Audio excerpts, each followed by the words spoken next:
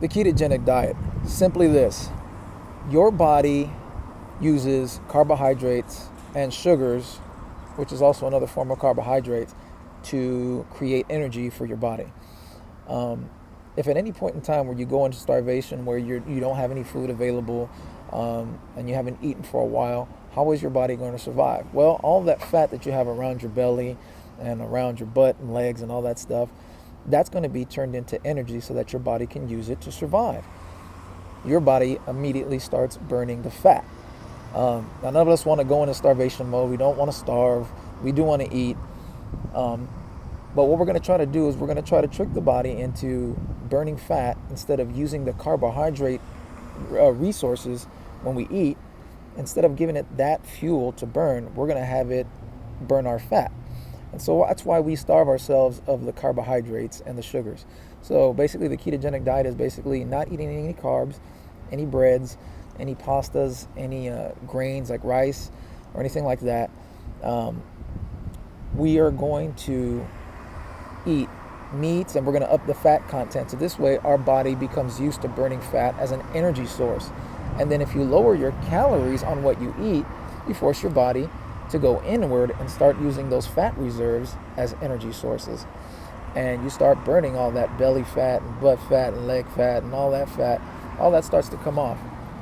This is a diet where you can actually lose weight without having to work out, but it's going to take much longer. And you're going to have to be on this diet for much longer than you would if you were to exercise. And I highly recommend exercising to lose fat.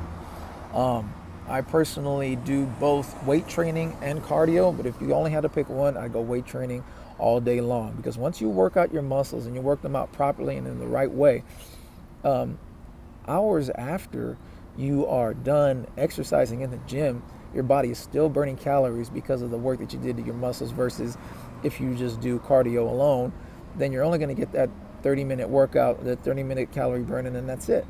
I personally do both because I love running in the morning, because that gives me the proper mindset for the rest of the day. So that aside, you can burn a whole lot more fat if you work out plus change your diet.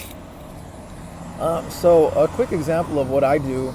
In the morning for breakfast, I have 3 eggs, I have 4 slices of bacon, and I have a hot link sausage.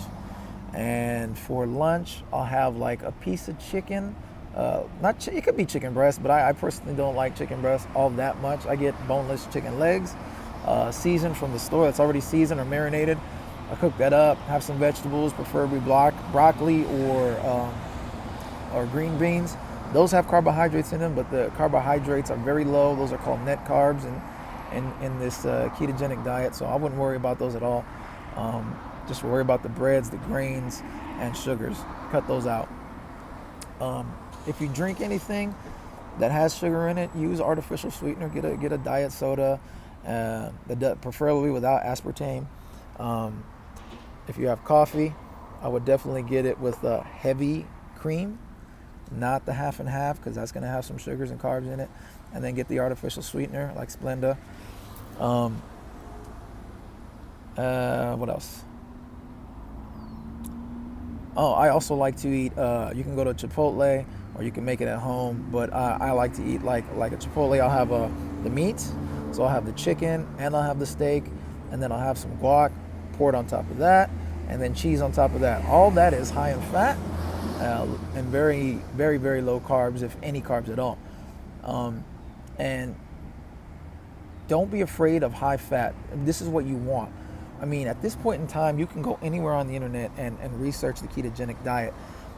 It's not bad for you. People think of high fat. No, I dare you to go to the doctor, get your biomarkers taken at the doctor, have them draw some blood, take a look at your cholesterol levels.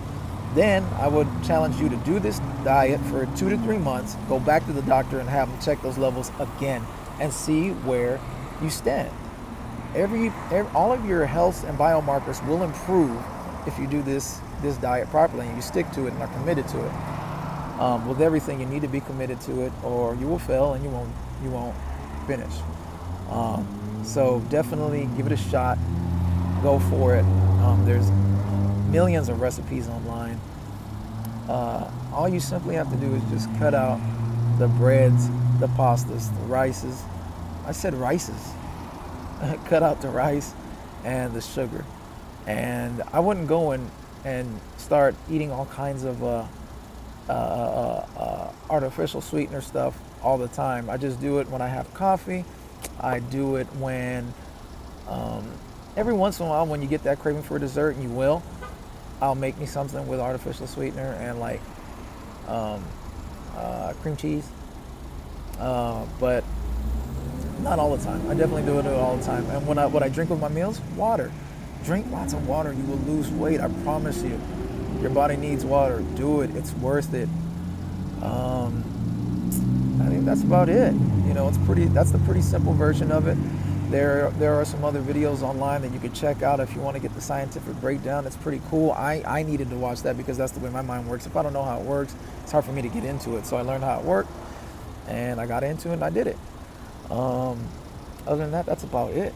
So meal plans, I say just learn it on your own.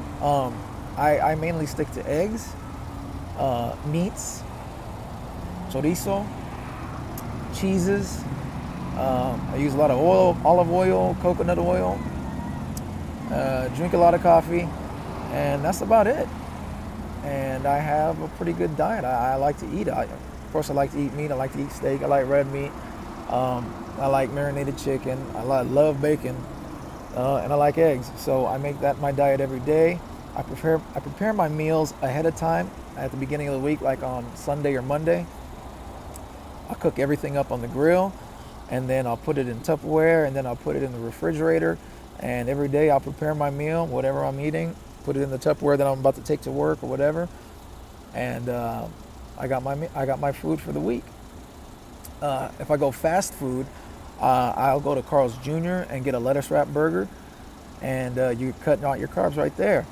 Or I'll go to Chipotle and I'll just forego the beans and the rice.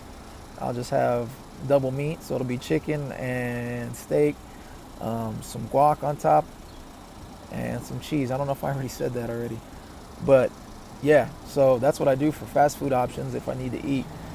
Or when you go out, I'll go to Outback Steakhouse, just forego the rice or the baked potato, mashed potato, any of that stuff.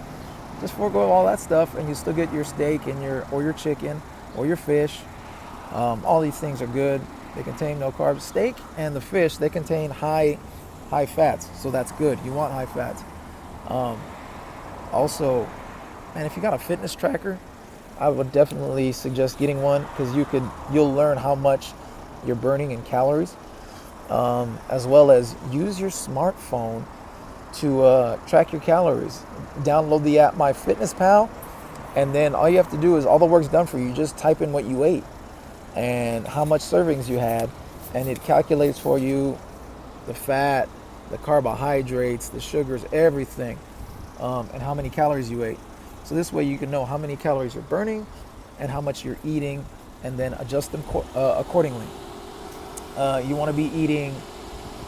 want to adjust your calories down by 25% to start losing some weight. If you're eating exactly what you burn, then you're maintaining. You're not going to lose weight, and you're not going to gain weight. If you're eating more calories than you burn, then you're going to gain weight. That's how it works. So yeah, definitely get those tools, and you will be successful as long as you're committed. How bad do you want it? If you want it that bad, then do what it takes to get it done, and you will succeed, I promise. Oh, hold on. I forgot one thing, one very important thing. The keto flu. The keto flu is basically something where your body, your brain wants carbohydrates and wants sugars to power it, to give it energy, to give your body energy. So when you start starving it of that, it's going to fight you before it converts over into ketosis. So in fighting you, you're going to get what's known as the keto flu. You start to feel real tired, real lethargic. You get a headache. That's how you know. That's when you start to know that you're transitioning, is when you get a headache, and it starts to get pretty hard to make it through your day. It happens within the first 2 to 3 weeks. If you're not working out, it takes a lot longer, and you'll go through the keto flu longer. But if you are working out, you get that stored energy, that it likes to store in your muscles before it goes to your fat stores. It stores it in your muscles. You get through that much faster. You go through the conversion much faster. And once you switch over, then it's pretty much smooth sailing physically when it comes to having to go through the transition. The transition's a pretty hard part. You get through that, it's easy. So I'm saying get through the first week and a half to 2 weeks. If you get through that, it's like second nature. It'll be no problem as long as you're fixing your meals and preparing your meals and you got a plan for all that. Yeah, that's what I wanted to remind you of, because it's a pretty important part. People will start going through it and they start feeling like that and they're like, forget this diet, I'm not going to do it. Go through it. But also don't forget, drink lots of water and keep up on your electrolytes. Keep up on your electrolytes. Your electrolytes are magnesium, potassium, and sodium. And a lot of people, you hear a lot of myths about sodium being bad. Sodium is bad if you don't do nothing. But if you're exercising, you get out there and getting it, you're sweating that stuff out. And your body doesn't need sodium. If you don't get that stuff, you're going to feel extremely tired, super fatigued, because you do not have your electrolytes, which I just said was potassium, magnesium, and sodium. You take those. I take pills. I actually take magnesium and potassium pills, and the sodium I get in my food. Lots of sodium. So those are the main things. Keep those things in mind. For the first time that I tried it, I was not taking electrolytes. I was mopping a floor at work. I got so tired just by something simple as mopping a floor. I ended up going home for the rest of the day, and then I ended up researching it and realized what my problem was. Once I built up my electrolytes, I was feeling good again. So as long as you stay up on all those things, you're good. That's what I'm telling you, so you don't have to make the same mistakes. All right? Peace.